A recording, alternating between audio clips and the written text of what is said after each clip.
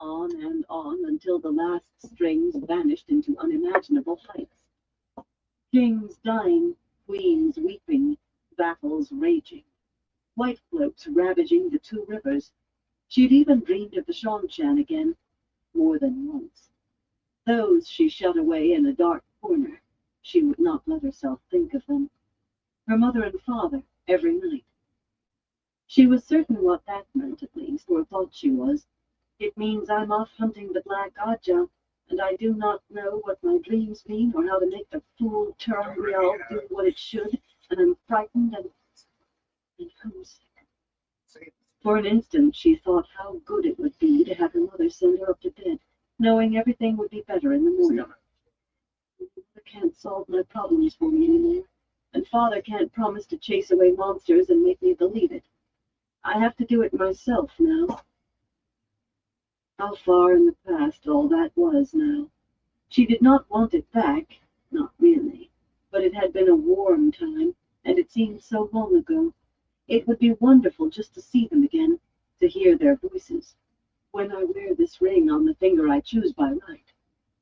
She had finally let Nynaeve and Elaine each try sleeping one night with the stone ring, surprised at how reluctant she had been to let it out of her own hands, and they had awakened to speak of what was surely Tel'aran'rhiod, Riod, but neither had seen more than a glimpse at the heart of the stone, nothing that was of any use. The thick column of smoke now lay abreast of the Blue Crane, perhaps 5 or 6 miles from the river, she thought. The other was only a smudge on the horizon. It could almost have been a cloud, but she was sure it was not. Small thickets grew tight along the river bank in some places, and between them the grass came right down to the water, except where an undercut bank had fallen in. Elaine came on deck and joined her at the rail, the wind whipping her dark cloak as well. She wore sturdy wool, too. That had been one argument Nynaeve won, their clothes. Egwene had maintained that Aes Sedai always wore the best, even when they traveled. She'd been thinking of the silks she wore in Tel'aran'rhiod. But Nynaeve pointed out that even with as much gold as the Amyrlin had left in the back of her wardrobe, and it was a fat purse, they still had no idea how much things would cost downriver. The servants said Matt had been right about the civil war in Cairhien and what it had done to prices. To Egwene's surprise, Elaine had pointed out that Brown sisters wore wool more often than silk. Elaine had been so eager to be away from the kitchen, Egwene thought, she would have worn rags. I wonder how Matt is doing. No doubt trying to dice with the captain for whatever ship he's traveling on. Terrible, Elaine murmured. It is so terrible. What is? Egwene said absently. I hope he isn't showing that paper we gave him around too freely. Elaine gave her a startled look, and then a frown. That? She gestured toward the distant smoke. How can you ignore it? I can ignore it because I do not want to think of what the people are going through, because I cannot do anything about it, and because we have to reach Tyr, because what we're hunting is in Tyr. She was surprised at her own vehemence. I can't do anything about it, and the Black Ajah is in Tyr. The more she thought of it, the more certain she became that they would have to find a way into the heart of the stone. Perhaps no one but the High Lords of Tyr were allowed into it, but she was becoming convinced that the key to springing the Black Ajah's trap and thwarting them lay in the heart of the stone. I know all of that, Egwene, but it does not stop me feeling for the Cairhienin. I have heard lectures about the wars Andor fought with Cairhien, Egwene said dryly. Bene Sedai says you and Cairhien have fought more often than any 2 nations except Tyr and Ilion. The other woman gave her a sidelong look. Elaine had never gotten used to Egwene's refusal to admit she was Andoran herself. At least, lines on maps said the 2 rivers was part of Andor, and Elaine believed the maps. We have fought wars against them, Egwene, but since the damage they suffered in the Aiel War, Andor has sold them nearly as much grain as Tyr has. The trade has stopped now, with every Cairhienin house fighting every other for the Sun Throne. Who would buy the grain, or see it distributed to the people? If the fighting is as bad as what we've seen on the banks, well, you cannot feed a people for 20 years and feel nothing for them when they must be starving. A grey man, Egwene said, and Elaine jumped, trying to look in every direction at once. The glow of Saidar surrounded her. Where? Egwene took a slower look around the decks, but to make sure no one was close enough to overhear. Captain Elisor still stood in the stern by the shirtless man holding the long tiller. Another sailor was up in the very bow, scanning the waters ahead for signs of submerged mudbanks, and two more padded about the deck, now and again adjusting a rope to the sails. The rest of the crew were all below. One of the pair stopped to check the lashings on the rowboat tied upside down on the deck. She waited for him to go on before speaking. "Oh," she muttered softly. "Me, Elaine, not you, so don't glower at me like that." She continued in a whisper. "A gray man is after Matt, Elaine. That must be what that dream meant, but I never saw it. I am a fool." The glow around Elaine vanished. "Do not be so hard on yourself," she whispered back. "Perhaps it does mean that. I didn't see it, and neither did Nynaeve." She paused. Red gold curls swung as she shook her head. "But it doesn't make sense, Egwene. Why would a gray man be after Matt? There is nothing in my letter to my mother that could harm us in the slightest." "Do not know why," Egwene frowned. "There has to be a reason. I am sure that is what the dream means." "Even if you are right, Egwene, there is nothing you can do about it." "I know that," Egwene said bitterly. She did not even know whether he was ahead of them or behind. Ahead, she suspected. Matt would have left without any delay. "Either way," she muttered to herself, "it does no good. I finally know what one of my dreams means, and it doesn't help a hemstitch work." "But if you know one meaning," Elaine told her, "perhaps now you will know others. If we sit down and talk them over, perhaps—" The blue crane gave a shuddering lurch, throwing Elaine to the deck and Egwene on top of her. When Egwene struggled to her feet, the shoreline no longer slid by. The vessel had halted, with the bow raised and the deck canted to one side. The sails flapped noisily in the wind. Chin Elsinore pushed himself to his feet and ran for the bow, leaving the tillerman to rise on his own. "You blind worm of a farmer!" he roared toward the man in the bow, who was clinging to the rail to keep from falling the rest of the way over. "You dirt-rubbing cat of a goat! Haven't you been on the river long enough yet to recognize how the water ruffled over a mudflat?" He seized the man on the rail by the shoulders and pulled him back onto the deck, but only to shove him out of the way so he could peer down over the bow himself. "If you've put a hole in my hull, I will use your guts for caulking." Their crewmen were clambering to their feet now, and more came scrambling up from below. They all ran to cluster around the captain. Nynaeve appeared at the head of the ladder that led down to the passenger cabins, still straightening her skirts. With a sharp tug at her braid, she frowned at the knot of men in the bow, then strode to Egwene and Elaine. "He ran us onto something, did he? After all his talk of knowing the river as well as he knows his wife, the woman probably never receives as much as a smile from him." She jerked the thick braid again and went forward, pushing her way through the sailors to reach the captain. They were all intent on the water below. There was no point in joining her. He will have us off faster if he's left to it. Nynaeve was probably telling him how to do the work. Elaine seemed to feel the same way from the rueful shake of the head she gave as she watched the captain and crewmen all turn their attention respectfully from whatever was under the bow to Nynaeve. A ripple of agitation ran through the men and grew stronger. For a moment the captain's hands could be seen, waving in protest over the other men's heads, and then Nynaeve was striding away from them. They made way, bowing now, with Elisor hurrying beside her and mopping his round face with a large red handkerchief. His anxious voice became audible as they drew near. "A good 15 miles to the next village on the Andor side, Aes Sedai, and at least 5 or 6 miles downriver on the Cairhien side. Andoran soldiers hold it, it is true, but they do not hold the miles from here to there." He wiped at his face as if he were dripping sweat. "A sunken ship," Nynaeve told the other two women. "The work of river brigands, the captain thinks. He means to try backing off it with the sweeps, but he does not seem to think that will work. We were running fast when we hit, Aes Sedai. I wanted to make good speed for you. Elisor rubbed even harder at his face. He was afraid the Aes Sedai would blame him, Egwene realized.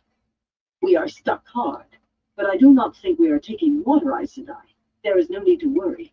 Another ship will be along. 2 sets of sweeps will surely get us free. There is no need for you to be put ashore, Aes Sedai. I do swear it by the light. You were thinking of leaving the ship? Egwene asked. Do you think that is wise? Of course it's... Nynaeve stopped and frowned at her. Egwene returned the frown with a level stare.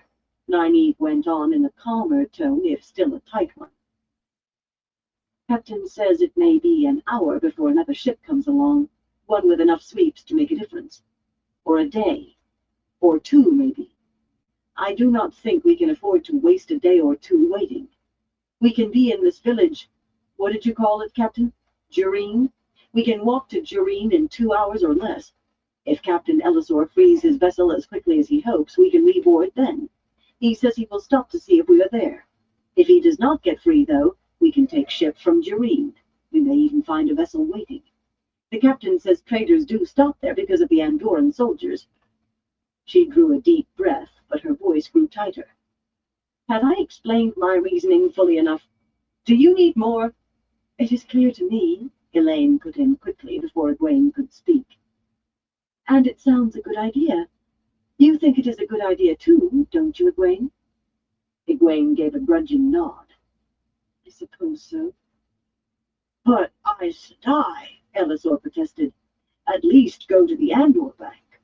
The war, Aes Sedai. Brigands and every sort of ruffian, and the soldiers not much better. The very wreck under our bow shows the sort of men they are. We have not seen a living soul on the Carian side, Nynaeve said. And in any case, we are far from defenseless, Captain. And I will not walk 15 miles where I can walk 6. Of course, Aes Sedai. Elisor really was sweating now. I did not mean to suggest...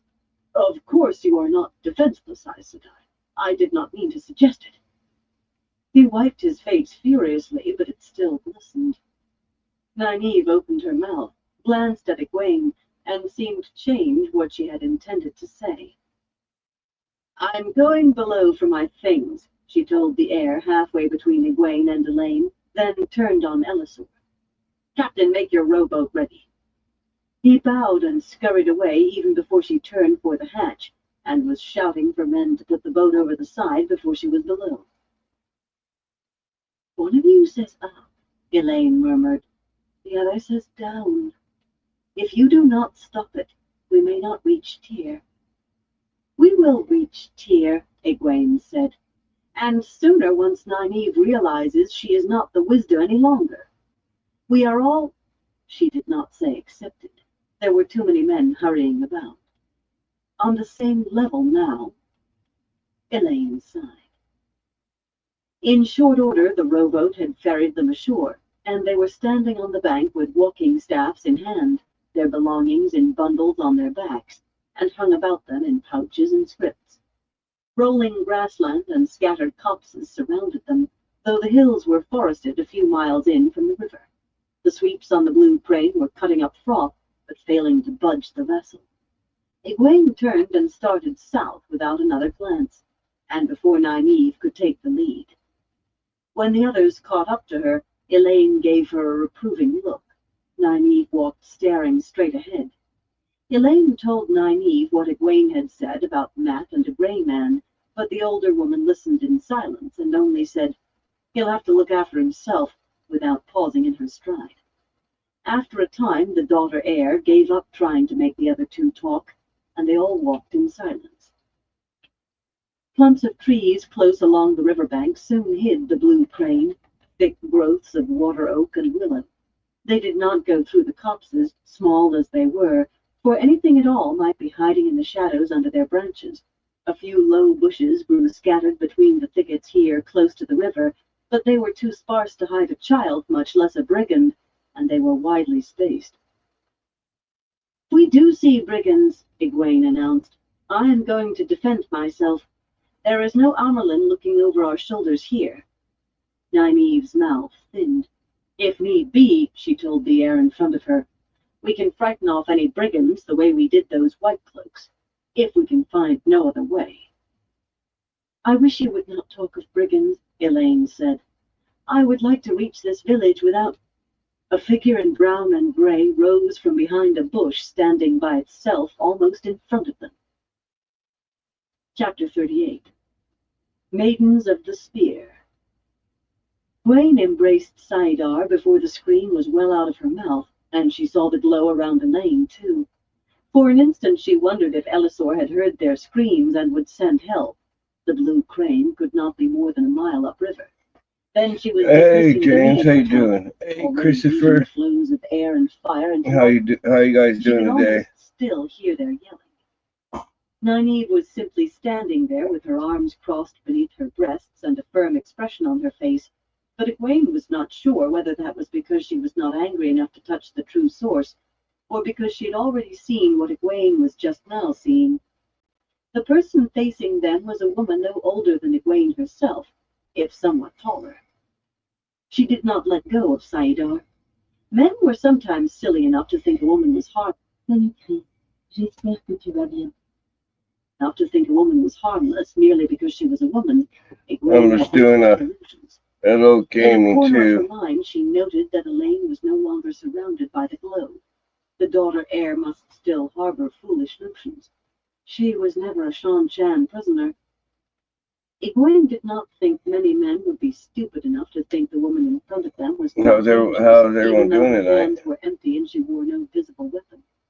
Blue-green eyes and reddish hair cut short except for a narrow tail that hung to her shoulders. Soft laced knee boots and close-fitting coat and breeches, all in the shades of earth and rock.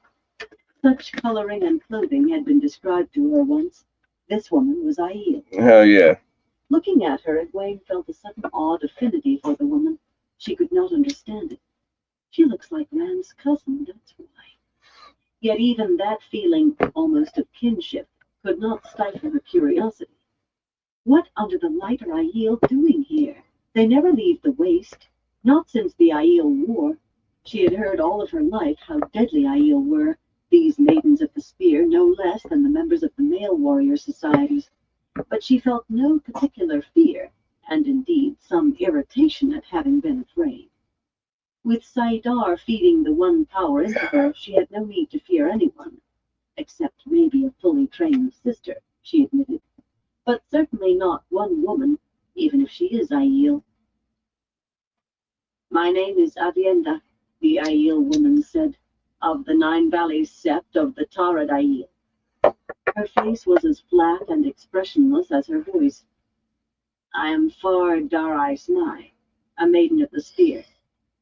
She paused a moment, studying her.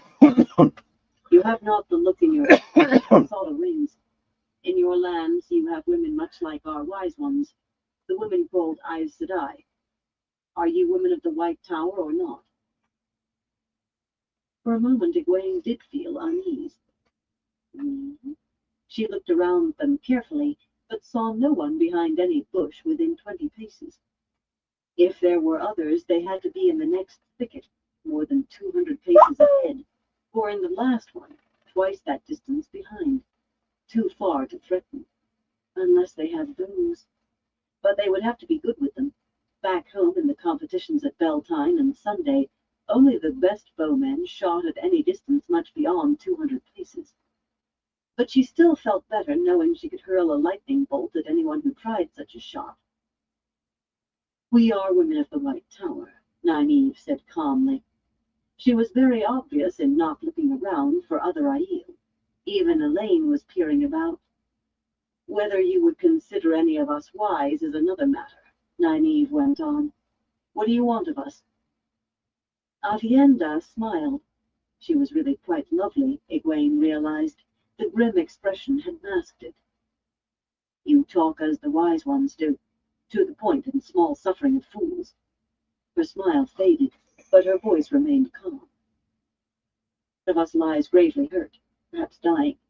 The wise ones often heal those who would surely die without them, and I have heard Aes Sedai can do more. Will you aid her?" Egwene almost shook her head in confusion. "A friend of hers is dying? She sounds as if she is asking if we'll lend her a cup of barley flour." "I will help her if I can," Nynaeve said slowly. "I cannot make promises, Aviendha. She may die despite anything I can do." "Death comes for us all," the Aiel said. "We can only choose how to face it when it comes. I will take you to her." Two women in Aiel garb stood up no more than 10 paces away, one out of a little fold in the ground that Egwene would not have supposed could hide a dog, and the other in grass that reached only halfway to her knees. They lowered their black veils as they stood. That gave her another jolt. She was sure Elaine had told her the Aiel only hid their faces when they might have to do killing, and settled the cloth that had wrapped their heads about their shoulders. One had the same reddish hair as Aviendha, with gray eyes, the other dark blue eyes and hair like fire. Neither was any older than Egwene or Elaine, and both looked ready to use the short spears in their hands. The woman with fiery hair handed Aviendha weapons. Hey, A Sasquatch, how you long, blade-bladed doing? knife to belt at her waist, Hope you're and doing a well. whistling quiver for the other side. A dark curved bow that had a Cheers dull to shine everyone. of horn in a case to fasten on her back, and 4 short spears with long points to grip in her left hand, along with a small round hide buckler. Aviendha wore them as naturally as a woman in Emond's Field would wear a scarf, just as her companions did. "Come," she said, and started for the thicket No, they had all mine? passed. Egwene finally released Saidar.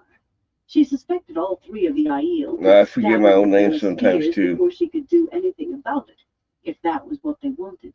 But though they were wary, she did not think they would.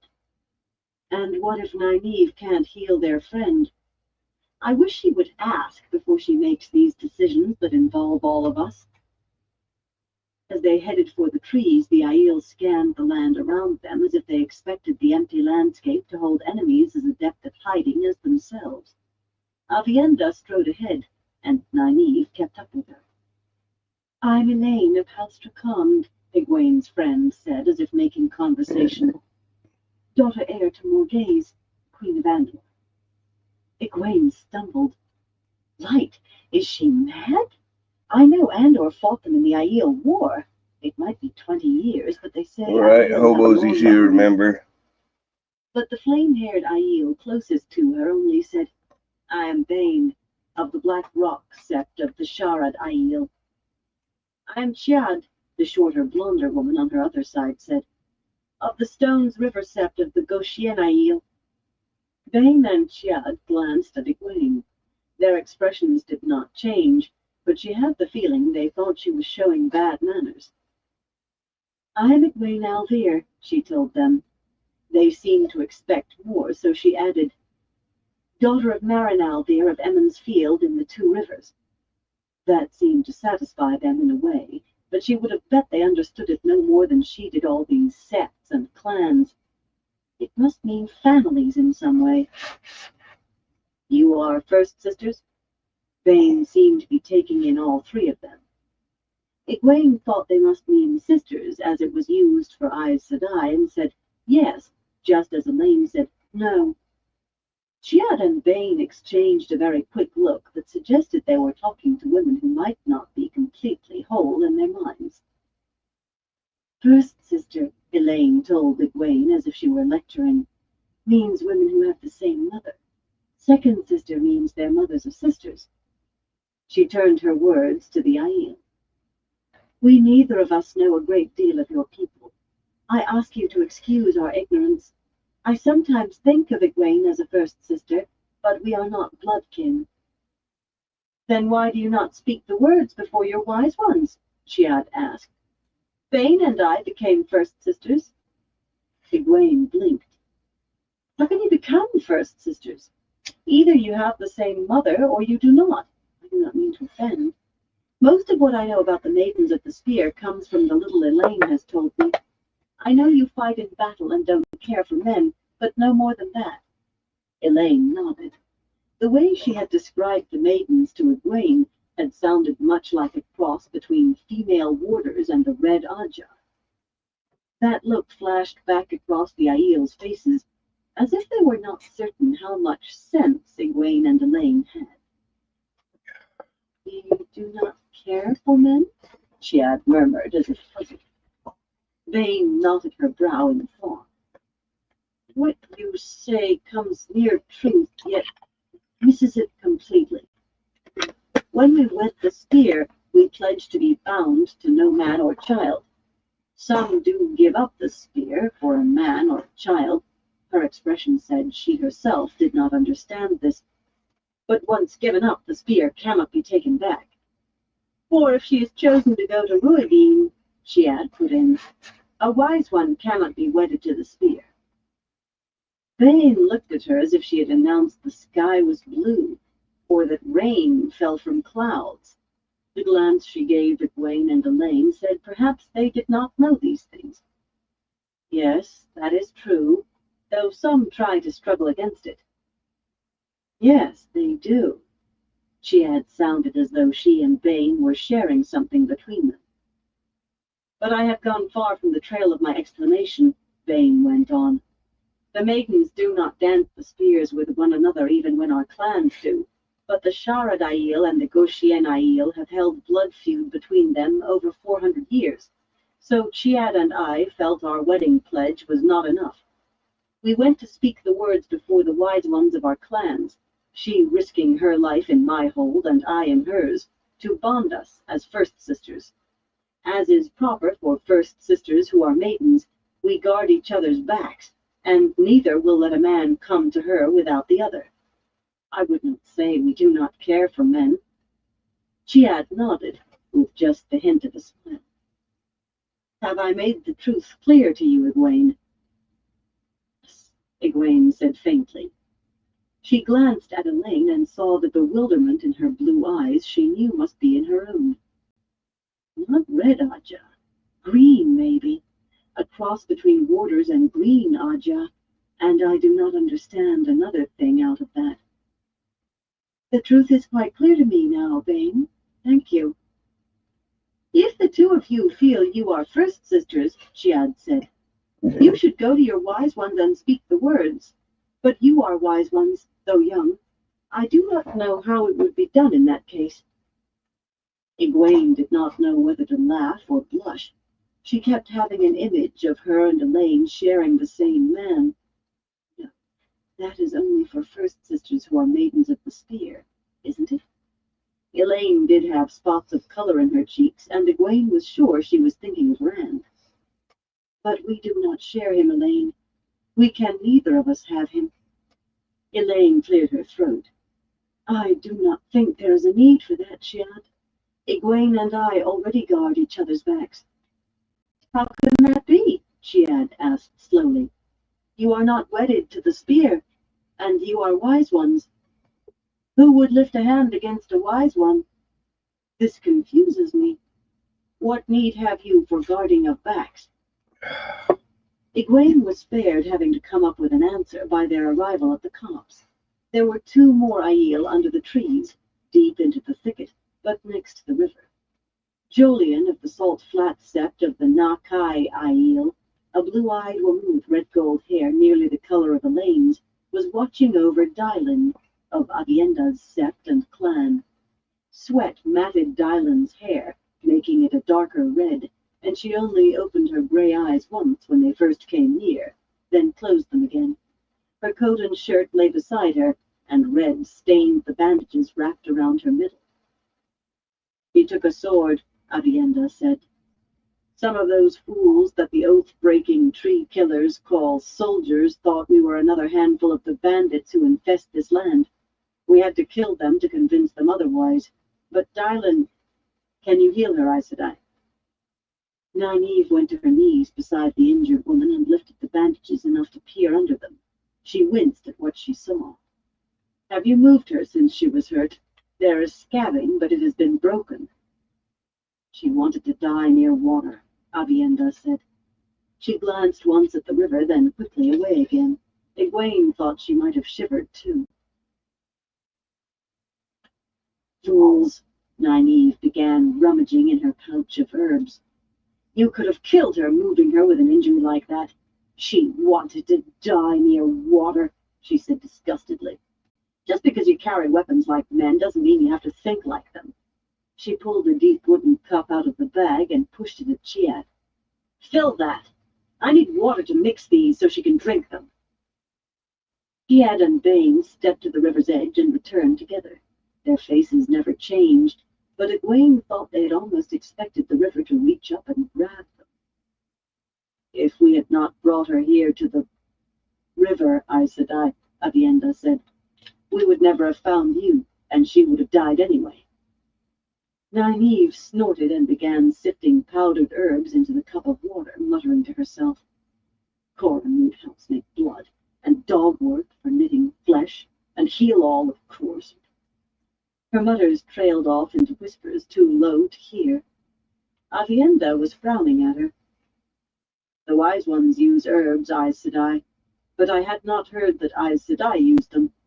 I use what I use, Nynaeve snapped, and went back to sorting through her powders and whispering to herself. He truly does sound like a wise one, Chiad told Bane softly, and the other woman gave a tight nod. Dylin was the only Aiel without her weapons in hand, and they all looked ready to use them in a heartbeat. Surely isn't soothing anyone, Egwene thought. Get them talking about something.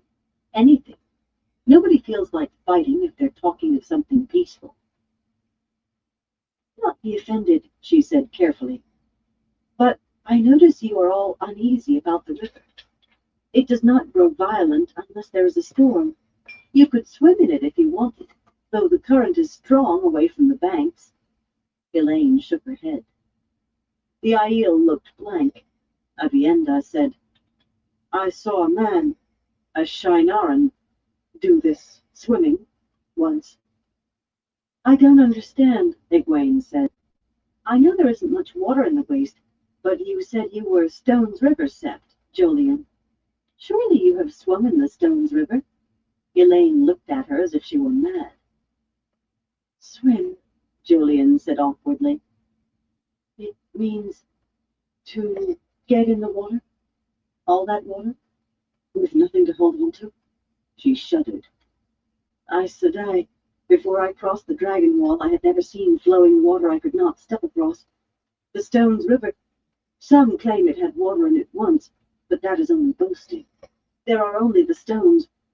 The oldest records of the Wise Ones and the clan chiefs say there was never anything but stone since the first day our sept broke off from the High Plains sept and claimed that land. Swim. She gripped her spears, as if to fight the very word.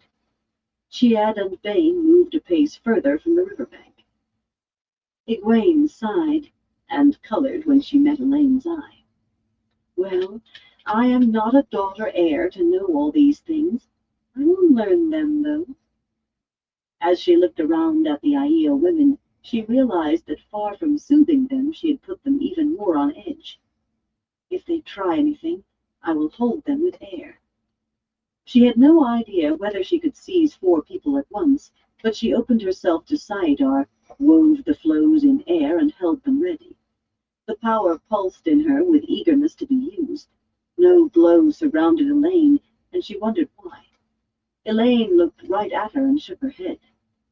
I would never harm an Aes Sedai, Aviendha said abruptly. I would have you know that. Whether Dylin lives or dies, it makes no difference in that. I would never use this, she lifted one short spear a trifle, against any woman. And you are Aes Sedai. Egwene had the sudden feeling that the woman was trying to soothe them. I knew that, Elaine said, as if talking to Aviendha, but her eyes told Egwene the words were for her. No one knows much of your people, but I was taught that Aiel never harm women unless they are, what did you call it, wedded to the spear. Bane seemed to think Elaine was failing to see truth clearly again. That is not exactly the way of it, Elaine. If a woman not wedded came at me with weapons, I would drub her until she knew better of it. A man might think a woman of your lands was wedded if she bore weapons. I do not know. Men can be strange. course, Elaine said. But so long as we do not attack you with weapons, you will not try to harm us. All four Aiel looked shocked, and she gave Egwene a quick, significant look. Egwene held on to Saidar anyway. Just because Elaine had been taught something did not mean it was true, even if the Aiel said the same thing, and Saidar felt good in her. Nynaeve lifted up Dylan's head and began pouring her mixture into the woman's mouth. Drink, she said firmly. I know it tastes bad, but drink it all. Dylan swallowed, choked, and swallowed again. But even then, Aes Sedai, Aviendha told Elaine. She kept her eyes on Dylan and Nynaeve. It is said that once before the breaking of the world, we served the Aes Sedai, though no story says how. We failed in that service. Perhaps that is the sin that sent us to the threefold land. I do not know. No one knows what the sin was except maybe the wise ones or the clan chiefs, and they do not say. It is said if we fail the Aes Sedai again, they will destroy us. Drink it all, Nynaeve muttered. Swords! Swords and muscles and no brains. We are not going to destroy you, Elaine said firmly, and Aviendha nodded. As you say, Aes Sedai, but the old stories are all clear on one point. We must never fight Aes Sedai. If you bring your lightnings and your balefire against me, I will dance with them, but I will not harm you. Stabbing people, Nynaeve growled. She lowered Dylan's head and laid a hand on the woman's brow. Dylan's eyes had closed again. Stabbing women! Aviendha shifted her feet and frowned again, and she was not alone among the Aiel. Balefire, Egwene said. Aviendha, what is balefire? The Aiel woman turned her frown on her. Do you not know, Aes Sedai? In the old stories, Aes Sedai wielded it. The stories make it a fearsome thing, but I know no more. It is said we have forgotten much that we once knew. Perhaps the White Tower has forgotten much too, Egwene said. I knew of it in that dream or whatever it was. It was as real as Tel'aran'rhiod. I'd gamble with Matt on that. No right, Nynaeve snapped. No one has a right to tear bodies so. It is not right. Is she angry? Aviendha asked uneasily. Chiad and Bane and Jolien exchanged worried looks. It is all right, Elaine said.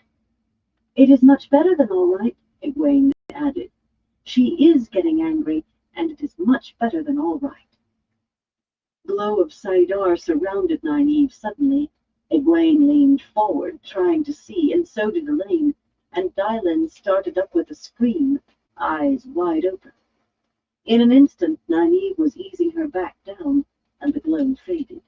Dylan's eyes slid shut, and she lay there panting. I saw it, Egwene thought. I think I did. She was not sure she'd even been able to make out all the many flows, much less the way Nynaeve had woven them together. What Nynaeve had done in those few seconds had seemed like weaving 4 carpets at once while blindfolded.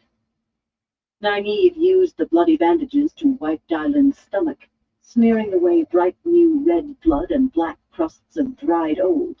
There was no wound, no scar, only healthy skin considerably paler than Dylan's face. The grimace, Nynaeve took the bloody cloths, stood up, and threw them into the river. Wash the rest of that off her, she said, and put some clothes back on her. She's cold, and be ready to feed her. She will be hungry. She knelt by the water to wash her hands.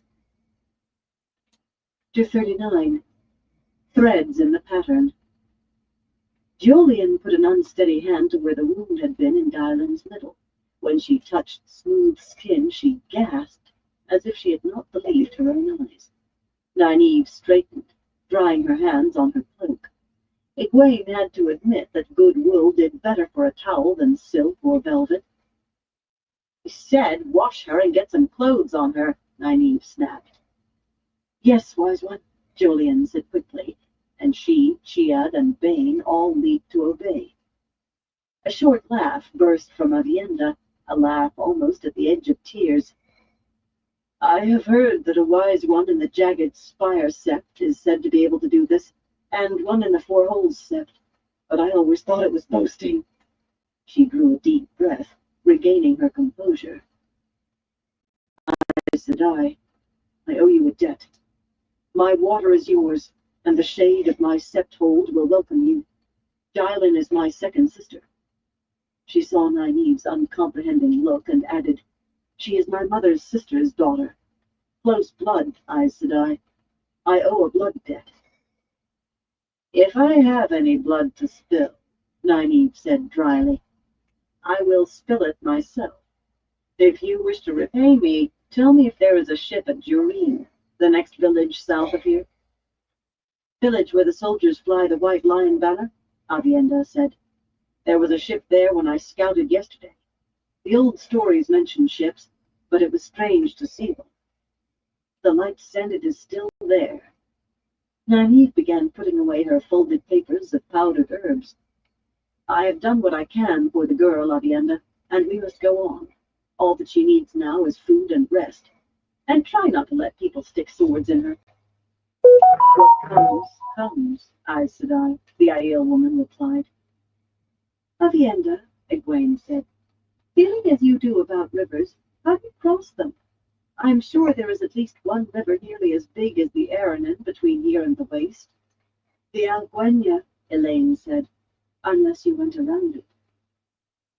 We have many rivers, but some have things called bridges, where we had need to cross, and others we could wade. For the rest, Jolien remembered that wood floats. She slapped the trunk of a tall whitewood. These are big, but they float as well as a branch. We found dead ones and made ourselves a little ship, of 2 or 3 lashed together to cross the big river. She said it matter-of-factly. Egwene stared in wonder. If she were as afraid of something as the Aiel obviously were of rivers, could she make herself face it the way they did? She did not think so. What about the Black Ajah? A small voice asked. Have you stopped being afraid of them? That is different, she told it. There's no bravery in that. I either hunt them, or else I sit like a rabbit waiting for a hawk. She quoted the old saying to herself, It is better to be the hammer than the nail. We had best be on our way, Nynaeve said. In a moment, Elaine told her. Avienda, why have you come all this way and put up with such hardship? Avienda shook her head disgustedly. We have not come far at all. We were among the last to set out. The wise ones nipped at me like wild dogs circling a calf, saying I had other duties. Suddenly she grinned, gesturing to the other Aiel. These stayed back to taunt me in my misery, so they said, but I do not think the wise ones would have let me go if they had not been there to companion me. Seek the one foretold, Bane said. She was holding a sleeping Dylin, so Chiad could slip a shirt of brown linen onto her. He who comes with the dawn. He will lead us out of the threefold land, Chiad added. The prophecies say he was born of Far Dara's Mai. Elaine looked startled. I thought you said the maidens of the spear were not allowed to have children. I am sure I was taught that. Bane and Chiad exchanged those looks again, as if Elaine had come near truth, and yet missed it once more. If a maiden bears a child, Avienda explained carefully, she gives the child to the wise ones of her sept, and they pass the child to another woman in such a way that none knows whose child it is. She, too, sounded as if she were explaining that stone is hard. Every woman wants to foster such a child in the hope she may raise he who comes with the dawn. Or she may give up the spear and wed the man, Chiad said, and Bane added, There are sometimes reasons one must give up the spear. Avienda gave them a level look, but continued as if they had not spoken. Except that now the wise ones say he is to be found here, beyond the dragon wall. Blood of our blood mixed with the old blood raised by an ancient blood not ours. I do not understand it, but the wise ones spoke in such a way as to leave no doubts. She paused, obviously choosing her words. You have asked many questions, Aes Sedai. I wish to ask one. You must understand that we look for omens and signs. Why do three Aes Sedai walk a land where the only hand without a knife in it is a hand too weak with hunger to grasp the hilt? Where do you go? Tyr, Nynaeve said briskly, unless we stay here talking until the heart of the stone crumbles to dust. Elaine began adjusting the cord of her bundle and the strap of her scrip for walking, and after a moment Egwene did the same. The Aiel women were looking at one another, Jolyon frozen in the act of closing Dylan's gray-brown coat. Here, Aviendha said in a cautious tone, three Aes Sedai walking through a troubled land on their way to Tyr. This is a strange thing. Why do you go to Tyr, Aes Sedai? Egwene glanced at Nynaeve. Right. A moment ago they were laughing, and now they're as tense as they ever were. We hunt some evil women, Nynaeve said carefully. Dark friends. Shadow runners. Jolyon twisted her mouth around the word, as if she had bitten into a rotten apple. Shadow runners in Tyr, Vane said, and as if part of the same sentence, Chiad added, and three Aes Sedai seeking the heart of the stone. I did not say we were going to the heart of the stone, Nynaeve said sharply. I merely said I did not want to stay here till it falls to dust. Egwene, Elaine, are you ready? She started out of the thicket without waiting for an answer, walking staff thumping the ground and long strides carrying herself. Egwene and Elaine made hasty goodbyes before following after her. The I'll four be right back, everyone. stood watching them go.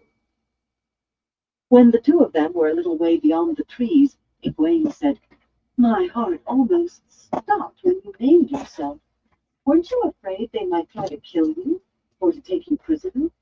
The Aiel War was not that long ago, and whatever they said about not harming women who don't carry spears, they looked ready enough to use those spears on anything to me. Elaine shook her head ruefully.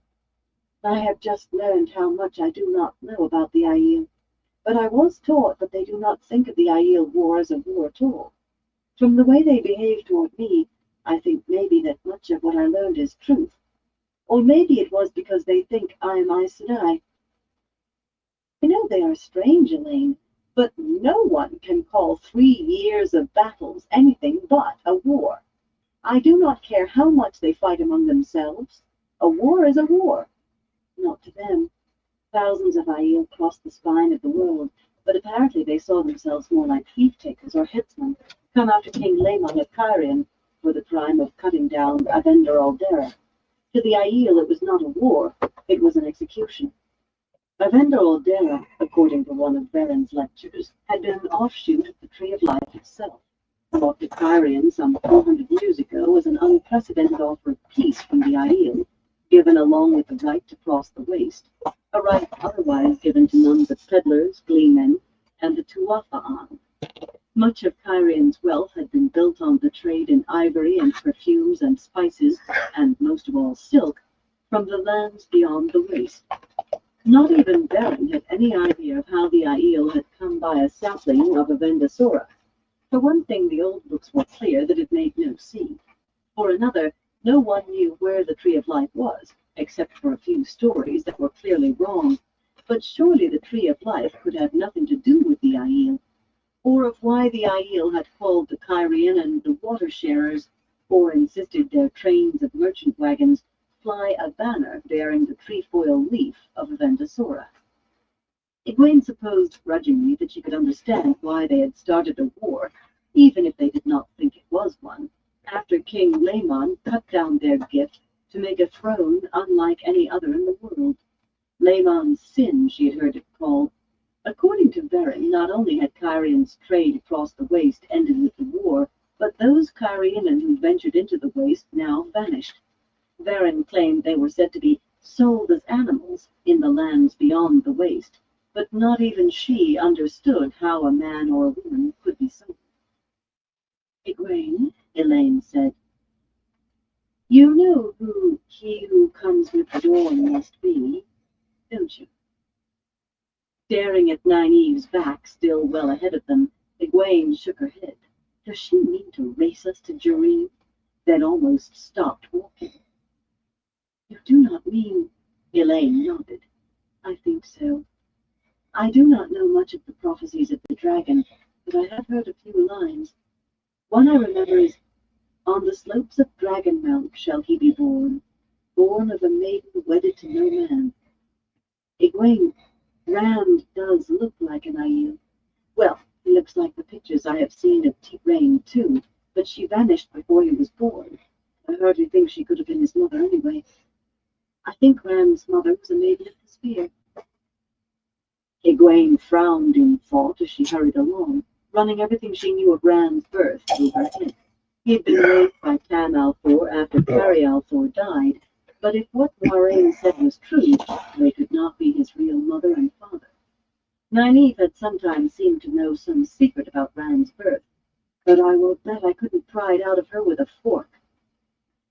They caught up to Nynaeve, Egwene glowering as she thought, Nynaeve staring straight ahead toward Jareen and that ship, and Elaine frowning at the pair of them as if they were two children, sulking over who should have the larger piece of cake.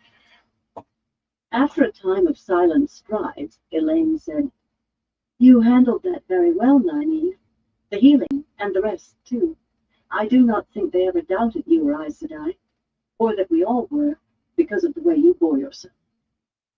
You did a good job, Egwene said after a minute. That was the first time I had ever really watched what is done during a healing. It makes making lightning look like mixing oat cake. A surprised smile appeared on Nynaeve's face. Thank you, she murmured, and reached over to give Egwene's hair a little tug, the way she had when Egwene was a little girl.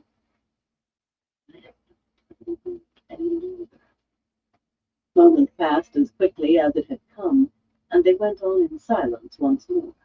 Elaine sighed loudly. They covered another mile, or a little more, swiftly, despite swinging in from the river to go around the thickets along the bank. Nynaeve insisted on staying well clear of the trees.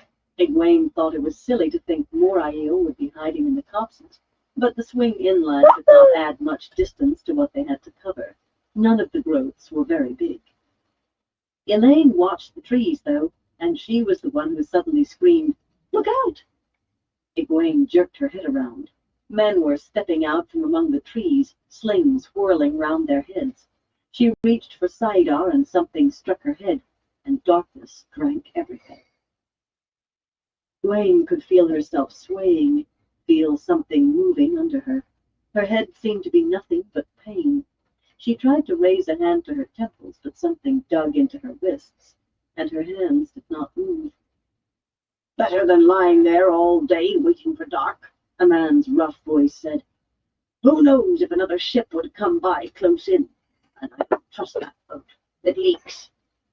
You do better hope Aden does believe you did see those rings before you did to sign it, the man said. He does want fat cargoes, not women, I think. The first man muttered something coarse about what Aden could do with his and the cargoes. Her eyes opened. Silver-flecked spots danced across her vision.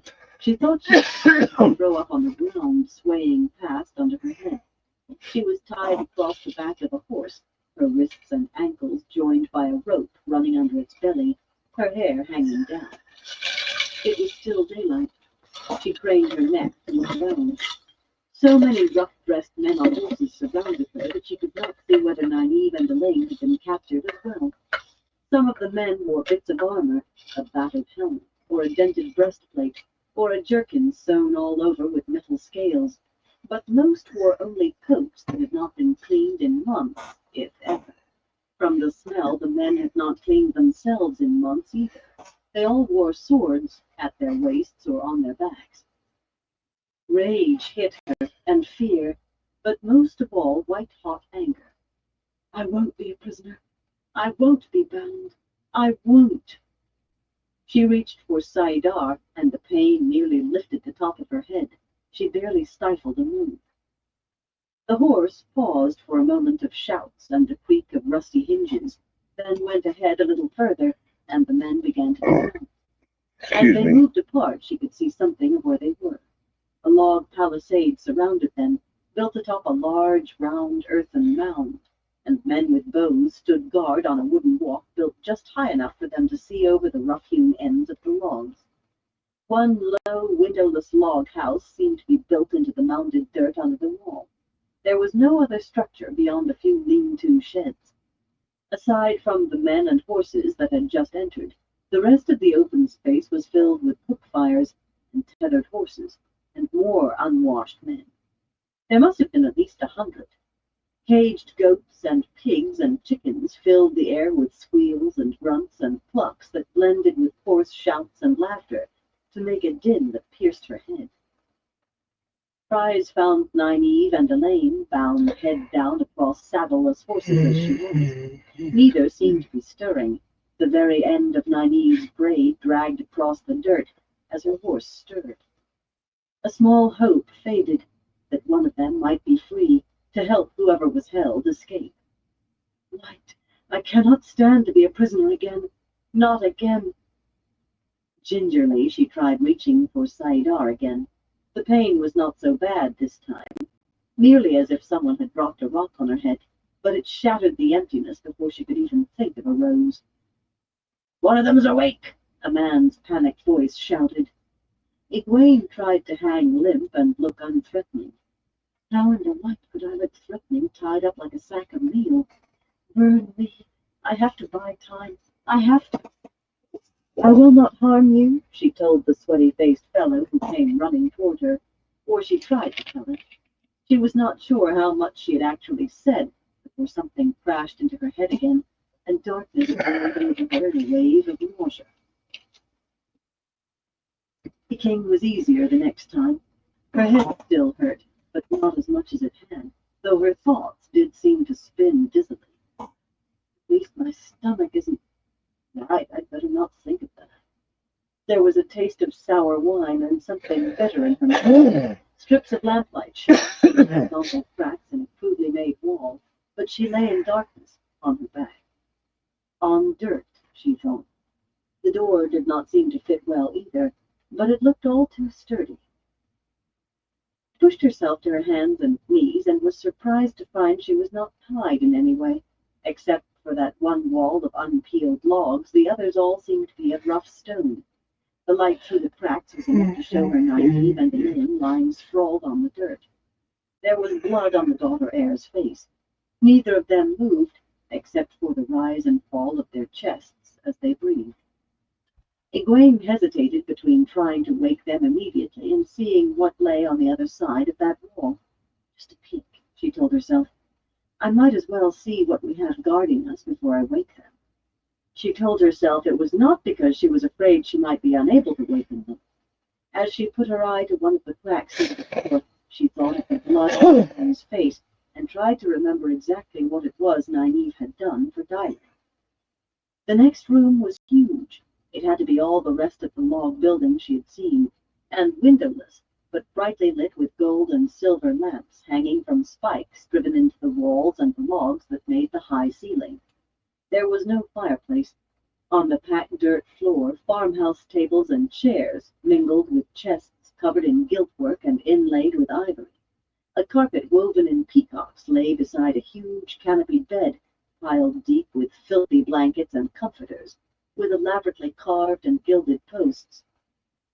A dozen men stood or sat around the room, but all eyes were on one large, fair-haired man who might have been handsome if his face were cleaner. He stood staring down at the top of the table with fluted legs and gilded scrollwork, one hand on his sword hilt, a finger of the other pushing something she could not make out in small circles on the table. The outer door opened, revealing night outside, and a lanky man with his left ear gone came in. "He has no come yet," he said roughly. He was missing 2 fingers on his left hand, too. "I do not like dealing with that kind." The big, fair-haired man paid him no mind, only kept moving whatever it was on the table. "Three Aes Sedai," he murmured, then laughed. Good prices for Aes Sedai if you have the belly to deal with the right buyer. Yet you wouldn't risk having your belly ripped out through your mouth should you try selling him a pig in a sack. Not so safe as slitting the crew's throats on a trader's ship. Not so easy, would you say? There was a nervous stir among the other men, and the one addressed, a stocky fellow with shifty eyes, leaned forward anxiously. They are Aes Sedai. She recognized that voice, the man who had made the coarse suggestions. They must be. The rings prove it, I tell you. Adden picked up something from the table, a small circle that glinted gold in the lamplight. Egwene gasped and felt her How you fingers. doing, Chris? They took my Hope ring. you're doing well. I do no like it, muttered the lanky man with the missing ear. Aes Sedai. Any one of them could kill us all. Fortune pricked me. You do be a stone-carved fool, Coke, and I ought to carve your throat. What if one of them do wait before he does come? They'll not wait for hours. That was a fat man with a hoarse voice and a gap-toothed sneer. My granny taught me of that stuff we fed them. They'll sleep till sunrise, and he'll come long afore then. Egwene worked her mouth around the sour wine taste and the bitterness. Whatever it was, your granny lied to you. She should have strangled you in your cradle. Before this he came, this man who thought he could buy Aes Sedai, like a bloody Seanchan, she would have Nynaeve and Elaine on their feet. She crawled to Nynaeve. As near as she could tell, Nynaeve seemed to be sleeping, so she began with the simple expedient of shaking her. To her surprise, Nynaeve's eyes shot open. What? She got a hand over Nynaeve's mouth in time to stop the word. We're being held prisoner, she whispered. There are a dozen men on the other side of that wall and more outside, a great many more. They gave us something to make us sleep, but it wasn't very successful. Do you remember yet? Nynaeve pulled Egwene's hand aside. I remember. Her voice was soft and grim. She grimaced and twisted her mouth, then suddenly barked a nearly silent laugh. Sleepwell root. The fools gave us sleepwell root mixed in wine. Wine near gone to vinegar it tastes like. Quick, do you remember anything of what I taught you? What does sleepwell root do? It clears headaches so you can sleep, Egwene said just as softly, and nearly as grimly, until she heard what she was saying. It makes you a little drowsy, but that is all. The fat man had not listened well to what his granny told him. All they did was help clear the pain of being hit in the head. Exactly, Nynaeve said. And once we wake Elaine, we'll give them a thanking they won't forget. She rose, only to crouch beside the golden-haired woman. I think I saw more than 100 of them outside when they brought us in, Egwene whispered to Nynaeve's back. I'm sure you won't mind if I use the power as a weapon this time. And someone is apparently coming to buy us. I mean to do something to that fellow that will make him walk in the light till the day he dies. Nynaeve was still crouched over Elaine, but neither of them was moving. What is the matter? She's hurt badly, Egwene. I think her skull is broken, and she is barely breathing. Egwene, she is dying as surely as Dylan was. Can't you do something? Egwene tried to remember all the flows Nynaeve had woven to heal the Aiel woman, but she could recall no more than every third thread. You have to. They took my herbs, Nynaeve muttered fiercely, her voice trembling. I can't. Not without the herbs. Egwene was shocked to realize Nynaeve was on the point of tears. Burn I'll be right back, everyone. Suddenly she seized Elaine's shoulders, as if she meant to lift the unconscious woman and shake her. Burn you, girl, she rasped. I did not bring you all this way to die. I should have left you scrubbing pots. I should have tied you up in a sack for Matt to carry to your mother. I will not let you die on me. Do you hear me? I won't allow it. Saidar suddenly shone around her, and Elaine's eyes and mouth opened wide together. Egwene got her hands over Elaine's mouth just in time to muffle any sound, she thought, but as she touched her, the eddies of Nynaeve's healing caught her like a straw on the edge of a whirlpool. Cold froze her to the bone, meeting heat that seared outward as if it meant to crisp her flesh. The world vanished in a sensation of rushing, falling, flying, spinning. When it finally ended, she was breathing hard and staring down at Elaine, who stared back over the hands she still had pressed over the woman's mouth. The last of Egwene's headache was gone. Even the backwash of what Nynaeve had done had apparently been enough for that. The murmur of voices from the other room was no louder, if Elaine had made any noise, or if she had, Adden and the others had not noticed. Nynaeve was on her hands and knees, head down and shaking. "Right," she muttered. "Doing it, that was like peeling off my own skin. Oh, Mike." She peered from Elaine. "How do you feel, girl?" Egwene pulled her hands away. Elaine murmured. "And hungry. Oh, there were some men with flames." Hastily, Egwene told her what had happened. Elaine's face began to darken a long way before she was done. "And now," Nynaeve added in a voice like iron, "we are going to show these louts what it means to meddle with us." Saidar shone around her once more. Elaine was unsteady getting to her feet, but the glow surrounded her as well. Egwene reached out to the true source almost gleefully. When they looked through the cracks again to see exactly what they had to deal with, there were 3 Myrddraal in the room. Dead black garb hanging unnaturally still, they stood by the table, and every man but Adden had moved as far from them as he could, till they all had their backs against the walls and their eyes on the dirt floor. Across the table from the Myrddraal, Adden faced those eyeless stares, but sweat made runnels in the dirt on his face. The Fade picked up a ring from the table. Egwene saw now that it was a much heavier circle of gold than the great serpent rings. Face pressed against the crack between 2 logs, Nynaeve gasped softly and fumbled at the neck of her dress.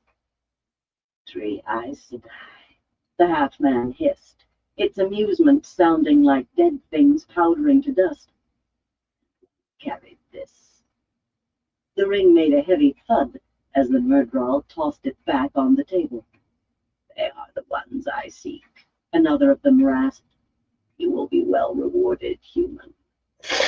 "We must take them by surprise," Nynaeve said softly. "What kind of lock holds this door?" Egwene could just see the lock on the outside of the door, an iron thing on a chain heavy enough to hold an enraged bull. "Be ready," she said. She thinned one flow of earth to finer than a hair, hoping the half-men could not sense so small a channeling, and wove it into the iron chain, into the tiniest bits of it. One of the Myrddraal lifted its head. Another leaned across the table toward Adden.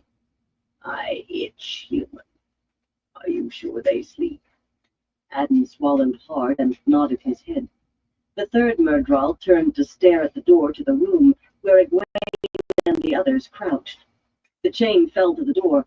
The Myrddraal staring at it snarled, and the outer door swung open, black-veiled death flowing in from the night. The room erupted in screams and shouts as men clawed for their swords to fight stabbing Aiel spears. The Myrddraal drew blades blacker than their garb and fought for their lives too. Egwene had once seen 6 cats all fighting together. This was that 100-fold. And yet in seconds, silence reigned, or almost silence. Every human not wearing a black veil lay dead with a spear through him. One pinned Adden to the wall. 2 Aiel lay still as well, amid the jumble of overturned furniture and dead. The 3 Myrddraal stood back to back in the center of the room, black swords in their hands. One was clutching at his side as if wounded, though he gave no other sign of it. Another had a long gash down its pale face. It did not bleed. Around them circled the 5 veiled Aiel still alive, crouching. From outside came screams and clashes of metal that said more Aiel still fought in the night, but in the room was a softer sound. As they circled, the Aiel drummed their spears against their small hide bucklers. Thrum, thrum, thrum, thrum, thrum, thrum, thrum, thrum, Thrum, thrum, thrum, thrum. The Myrddraal turned with them, and their eyeless faces seemed uncertain, uneasy that the fear their gaze struck into every human heart did not seem to touch these. "Dance with me, Shadow Man," one of the Aiel called suddenly, tauntingly. He sounded like a young man. "Dance with me, Eyeless." That was a woman. "Dance with me. Dance with me." "I think," Nynaeve said, straightening, "that it is time." She threw open the door, and the three women, wrapped in the glow of saidar, stepped out. It seemed as though, for the Myrddraal, the Aiel had ceased to exist, and for the Aiel, the Myrddraal. The Aiel stared at Egwene and the others above their veils, as if not quite sure what they were seeing. She heard one of the women gasp loudly. The Myrddraal's eyeless stare was different. Egwene could almost feel the half-men's knowledge of their own deaths in it. Half-men knew women embracing the true source when they saw her. She was sure she could feel a desire for her death, too, if theirs could buy hers, and an even stronger desire to strip the soul out of her flesh and make both playthings for the shadow. A desire to... She had just stepped into the room, yet it seemed she had been meeting that stare for hours. "I'll take no more of this," she growled, and unleashed a flow of fire. Flames burst out of all three Myrddraal, sprouting in every direction, and they shrieked like splintered bones jamming a meat grinder. She had forgotten she was not alone, that Elayne and Nynaeve were with her. Even as the flames consumed the half-men, the very air seemed suddenly to push them together in mid-air, crushing them into a ball of fire and blackness that grew smaller and smaller. Their screams dug at Egwene's spine, and something shot out from her hands, a thin bar of white light that became dark. A bar of molten metal seemed connecting her hands to the Myrddraal. And they ceased to exist as they had never been. Nynaeve gave a startled jump, and the glow around her vanished. What was that?" Elayne asked. Nynaeve shook her head. She looked as stunned as Elayne sounded. "I don't know. I was so angry, so afraid at what they wanted to... I do not know what it was." "Balefire," Egwene thought. She did not know how she knew, but she was certain of it. Reluctantly, she made herself release saidar, made it release her. She did not know which was harder. "And I did not see a thing of what she did."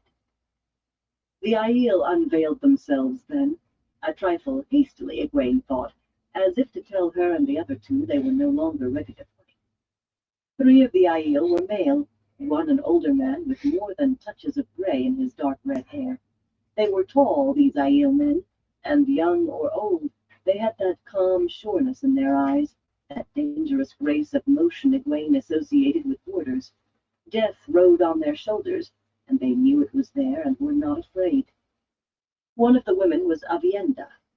The screams and shouts outside were dying away. Nynaeve started toward the fallen Aiel. "There is no need, Aes Sedai," the older man said. "They took Shadow Man's steel." Nynaeve still bent to check each, pulling their veils away so she could peel back eyelids and feel throats for a pulse. When she straightened from the second, her face was white. It was Dylan. "Burn you! Burn you!" It was not clear whether she meant Dylan or the man with gray in his hair, or Aviendha, or all Aiel. "I did not heal her so she could die like this." "It comes to us all," Aviendha began, but when Nynaeve rounded on her, she fell silent. The Aiel exchanged glances, as if not certain whether Nynaeve might do to them what had been done to the Myrddraal. It was not fear in their eyes, only awareness. "Shadow Man's steel kills," Aviendha said. "It does not wound." The older man looked at her, a slight surprise in his eyes. Egwene decided that, like Lan, for this man that flicker of the eyelids was the equivalent of another man's open astonishment. And Aviendha said, "They know little of some things, Rhuarc." "I am sorry," Elayne said in a clear voice. That we interrupted your dance. Perhaps we should not have interfered. Wayne gave her a startled look, then saw what she was doing. Put them at ease and give Nynaeve a chance to cool down. You were handling things well, she said. Perhaps we offended by putting our noses in. The graying man, Ruark, gave a deep chuckle. Aes Sedai, I for one am glad of whatever it was you did. For a moment he looked not entirely sure of that, but in the next he had his good temper back. He had a good smile and a strong, square face. He was handsome, if a little old. We could have killed them, but 3 shadow men. They would have killed 2 or 3 of us, certainly, perhaps all, and I cannot say we would have finished them all. For the young, death is an enemy they wish to try their strength against. For those of us a little older, she is an old friend, an old lover, but one we are not eager to meet again soon. Nynaeve seemed to relax with his speech, as if meeting an Aiel who did not seem anxious to die had leached the tension out of her. I should thank you, she said, and I do. I will admit I am surprised to see you, though. Aviendha, did you expect to find us here? How? I followed you. The Aiel woman seemed unembarrassed. To see what you would do. I saw the men take you, but I was too far back to help. I was sure you must see me if I came too close, so I stayed 100 paces behind. By the time I saw you could not help yourselves, it was too late to try alone. I am sure you did what you could, Egwene said faintly. She was just 100 paces behind us? Light. The brigands never saw anything. Aviendha took her words as before. I knew where Coram must be, and he knew where Dale and Luain were, and they knew. She paused, frowning at the older man. I did not expect to find any clan chief, much less my own, among those who came. Who leads the Tar Dad Aiel, Ruark, with you here? Ruark shrugged as if it were of no account. The Sept chiefs will take their turns and try to decide if they truly wish to go to Ruidin when I die. I would not have come, except that Amis and Bear and Melaine and Sienna stalked me like ridge cats after a wild goat. The dreams said I must go. They asked if I truly wanted to die old and fat in a bed. Aviendha laughed as if at a great joke. I have heard it said that a man caught between his wife and a wise one often wishes for a dozen old enemies to fight instead. A man caught between a wife and 3 wise ones, and the wife a wise one herself, must consider trying to slay Sightblinder. The thought came to me. He frowned down at something on the floor. 3 great serpent rings, Egwene saw, and a much heavier golden I'll be right back, for a everyone. man's large finger. It still does. All things must change, but I would not be a part of that change if I could set myself aside from it. 3 Aes Sedai, traveling to Tyr. The other Aiel glanced at one another as if they did not want Egwene and her companions to notice. You spoke of dreams, Egwene said. Do your wise ones know what their dreams mean? Some do. If you would know more than that, you must speak to them. Perhaps they will tell an Aes Sedai. They do not tell men, except what the dreams say we must do. He sounded tired suddenly, and that is usually what we would avoid if... He stooped to pick up the man's ring. On it a crane flew above a lance and crown. Egwene knew it now. She had seen it often before, dangling about Nynaeve's neck on another cord. Nynaeve stepped on the other rings to snatch it out of his hand. Her face was flushed with anger and too many other emotions for Egwene to read. Ruark made no move to take it back, but went on in the same weary tone. And one of them carries a ring I have heard of as a boy, the ring of Malkieri kings. They rode with the Shienarans against the Aiel in my father's time. They were good in the dance of the spears, but Malkier fell to the blight. It is said only a child king survived, and he courts the death that took his land as other men court beautiful women. Truly this is a strange thing, Aes Sedai.